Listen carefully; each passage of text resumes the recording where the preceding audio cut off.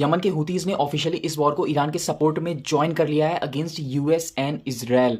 और कल रात यमन के हुतीज ने बैलिस्टिक मिसाइल्स का इस्तेमाल करके इजराइल के ऊपर अटैक्स किए। हालांकि इजराइल ने उन मिसाइल्स को इंटरसेप्ट कर लिया था, बट ये वॉर अब ऐसे स्टेज पर आ चुकी है जहां पर और भी कंट्रीज इस वॉर को ज्वाइन कर रही हैं। जैसे स्ट्रेट ऑफ हॉर्मस एक बहुत ही इंपॉर्टेंट पॉइंट है जिसको इस टाइम पर ईरान कंट्रोल कर रहा है इस वॉर में, जिसकी वजह से ऑयल और एलपीजी की बहुत ज़्यादा शॉर्टेज हो रही है बहुत ज़्यादा कंट्रीज़ में। वैसे ही एक और बहुत इंपॉर्टेंट रास्ता है जिसका नाम है बब अल मंदाब। बब अल मंदाब एक बहुत ही पतला नैरो चोक पॉइंट है जो कि यमन कंट्री के थ्रू होकर गुजरता है, जो कि यूरोप की मार्केट को एशिया की मार्केट से कनेक्ट करता है। ये बहुत ही छोटा और पतला रास्ता है जो इंपोर्ट और export, majority of import exports जो कि यूरोप के होते हैं एशियन मार्केट से, या एशिया के होते हैं यूरोप की मार्केट से, वो इसी रास्ते के थ्रू होते हैं। बट अब यमन कंट्री के इस वॉर में ज्वाइन हो जाने से इस रास्ते पर भी अब रिस्क बढ़ गए हैं, क्योंकि अगर यमन कंट्री इस रास्ते पर अटैक करती है तो जितने इंपोर्ट और एक्सपोर्ट हैं वो डिसरप्ट हो जाएंगे और फिर कंट्रीज़ को दूसरा रास्ता अपनाना पड़ेगा जो कि अफ्रीकन कॉन्टिनेंट के थ्रू होकर गुजरता है। और ये रास्ता बहुत ही ज़्यादा लंबा, डेंजरस है।